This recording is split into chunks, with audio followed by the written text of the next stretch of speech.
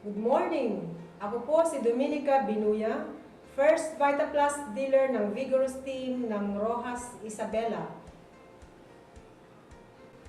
Ang Roxas ay isang maganda at marangyang bayan ng probinsya ng Isabela. First class municipality, sentro ng kalakal at agrikultura. Humigit kumulang 300 na po ang mga First VitaPlus dealers dito. At dahil napakaraming mamamayan ang nangangailangan ng ating produkto at mas mabilis na serbisyo, hangad namin ang pagpapatayo at pagtatag ng First VitaPlus Center dito sa bayan ng Roxas.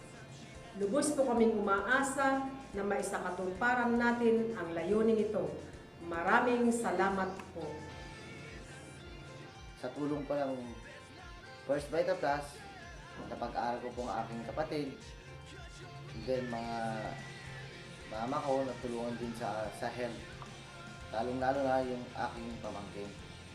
Masabi ko lang po sa mga bagong dealer ngayon, tuloy-tuloy lang po para makamit nyo po ang iyong pangarap sa buhay.